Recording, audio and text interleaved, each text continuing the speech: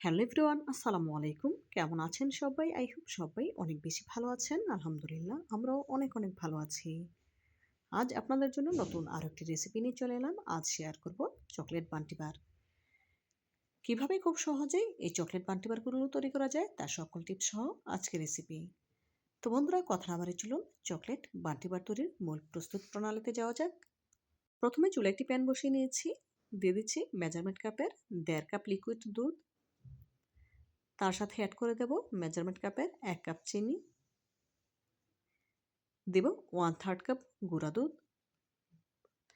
নেড়ে খুব ভালোভাবে মিশিয়ে নেব। দেখুন, খুব ভালোভাবে নেড়ে মিশিয়ে নিয়েছি। এই পর্যায়ে এর সাথে অ্যাড করে দেব মেজারমেন্ট কাপের 1 কাপ ড্রাই কোকোনাট বা শুকনো নারকেলের গুঁড়া। খুব ভালোভাবে নেড়ে চেড়ে এই মিশ্রণটা রান্না করে নেব। গ্যাসের ফ্লেম মিডিয়াম হিটে রেখে এই রান্নাটা করতে হবে। কোনোভাবেই গ্যাসের ফ্লেম হাই হিটে করে রান্নাটা করা যাবে না। এতে করে সাইড থেকে পুড়ে বা লালচে হয়ে যেতে পারে। তখন আর বান্টি বারগুলো পারফেক্টভাবে তৈরি করা যাবে না বা দেখতেও ভালো লাগবে না।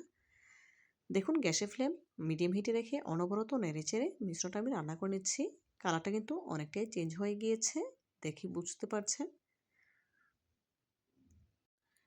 দেখুন, অনবরত নাড়তে নাড়তে মিশ্রণটা কিন্তু একদম শুকিয়ে এসেছে।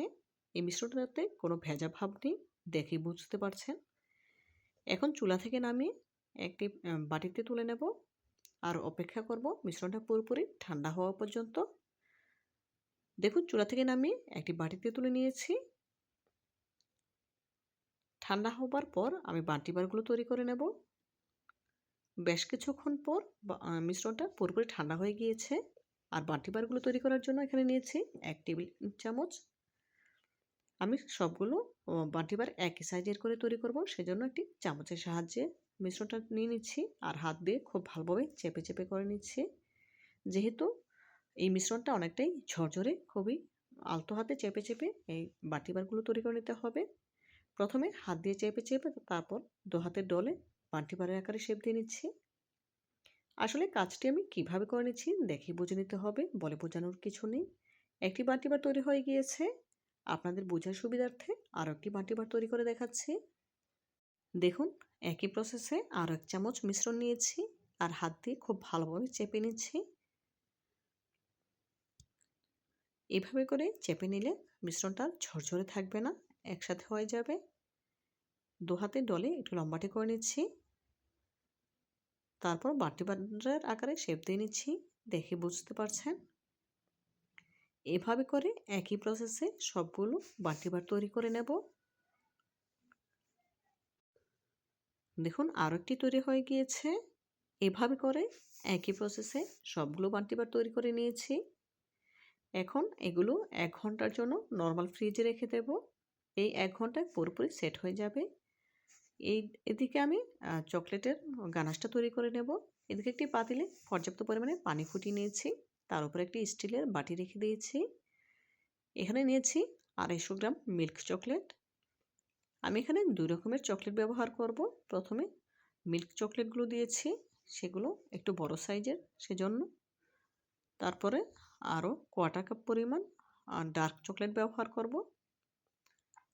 অফ ক্যামেরায় 3 টেবিল চামচের মতো ডার্ক চকলেট দিয়েছিলাম। পরে আরও 2 টেবিল চামচ দিয়ে নিচ্ছি। খুব ভালোভাবে নেড়ে মিশিয়ে নিচ্ছি। এখানে কোনো রকম দুধ বা হুইপড ক্রিম দেওয়া যাবে না, সরাসরি চকলেটটাই গালিয়ে নিতে হবে। দেখুন, খুব ভালোভাবে চকলেটটা গলে গিয়েছে। এখন অপেক্ষা করব চকলেটটা পুরোপুরি ঠান্ডা হওয়া পর্যন্ত। দেখুন, এই পর্যায়ে চকলেটটা পুরোপুরি ঠান্ডা হয়ে গিয়েছে। এখন যে বাটি বারগুলো আমি আগে থেকে তৈরি করে ফ্রিজে রেখে দিয়েছিলাম সেখান থেকে নামিয়ে নেব। দেখুন, ফ্রিজ থেকে বাটি বারগুলো নামিয়ে নিয়েছি আর 1 ঘন্টায় কতটা পারফেক্টভাবে সেট হয়েছে দেখে বুঝতে পারছেন। একদম ড্রাই হয়ে এসেছে। এখন সরাসরি চকলেট গানাশের উপর দিয়ে দেব আর একটি কাঁটা চামচের সাহায্যে একটু নেড়েচেড়ে উল্টে পাল্টে তুলে নিচ্ছি। এক্সট্রা চকলেটটা আমি ফেলে দিচ্ছি। এদিকে একটি প্লেটে আমি নিয়েছি বেকিং পেপার বিছিয়ে, তার উপরে এক এক করে চকলেটগুলো তুলে নিচ্ছি। বন্ধুরা, ঘরেই যদি এভাবে চকলেট বান্টি বার তৈরি করা যায় আর তাহলে বাজার থেকে চড়া দামে অস্বাস্থ্যকর বান্টি বার কিনে বাচ্চাদের খাওয়ানোর কোনো প্রয়োজন নেই। আমার রেসিপিটি ফলো করে আপনারা একবার হলেও এভাবে চকলেট বান্টি বার তৈরি করে খেয়ে দেখবেন। ইনশাআল্লাহ অনেক অনেক বেশি ভালো লাগবে।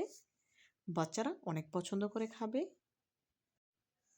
দেখুন এক এক করে সবগুলো বান্টি বার তৈরি করে নিয়েছি। এখন এগুলো নরমাল ফ্রিজে রেখে দিয়েছিলাম ১ ঘন্টার জন্য। ১ ঘন্টা পর নামিয়ে নিয়েছি। উপর থেকে কিছুটা চকলেট গানাশ দিয়ে ডেকোরেশন করে নিচ্ছি জাস্ট দেখার সৌন্দর্যের জন্য।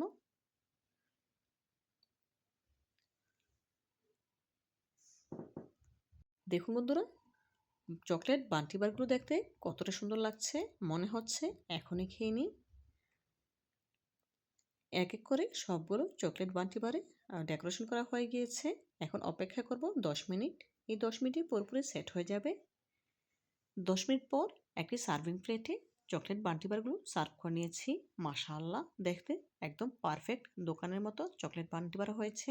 দেখেই বুঝতে পারছেন। এখন একটি চকলেট বান্টি বার ভেঙে দেখিয়ে দিলাম। কতটা পারফেক্ট হয়েছে দেখেই বুঝতে পারছেন। তো বন্ধুরা, আজকের মতো বিদায় নিচ্ছি। দেখা হবে নতুন কোনো দিনে নতুন কোনো রেসিপিতে। ভালো থাকবেন সবাই আর আমার জন্য দোয়া করবেন যেন প্রতিনিয়ত এমন আরও নতুন নতুন রেসিপি আপনাদের উপহার দিতে পারি। পরবর্তী ভিডিও দেখার আমন্ত্রণ জানিয়ে আজকের মতো বিদায় নিচ্ছি। আল্লাহ হাফেজ।